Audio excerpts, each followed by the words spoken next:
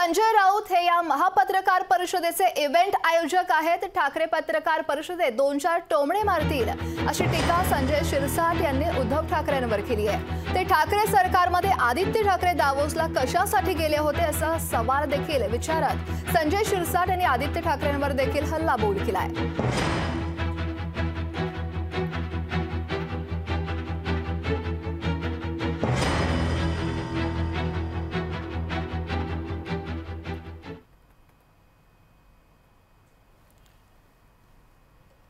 या रिकाम टेकड्यांना वाटतं की रोजच्या 10 वाजता जशी आपण प्रेस घेतो तशी प्रेस मोदींनी घेतली पाहिजे। ह्या विचाराच्या लोकांचं एकत्रीकरण त्या ठिकाणी होणार आहे आणि ज्या काही घोषणाबाजी होतील आणि मग आमच्यावर काही टीका होईल, काही इतर गोष्टीवर टीका होईल, मग 2-4 टोमणे मारून ती प्रेस संपणार आहे।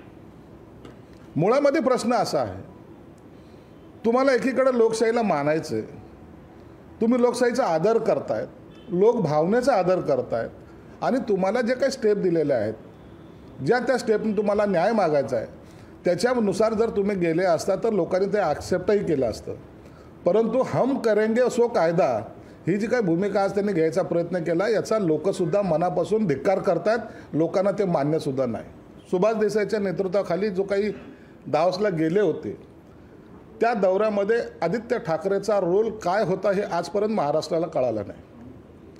तुम्ही तिकडून येताना काही एमओयू करून आलेले होते, त्या एमओयूचं काय झालं, कोणते प्रोजेक्ट आज रन करतायत हे एकदा जनतेला तुम्ही सांगितलं पाहिजे।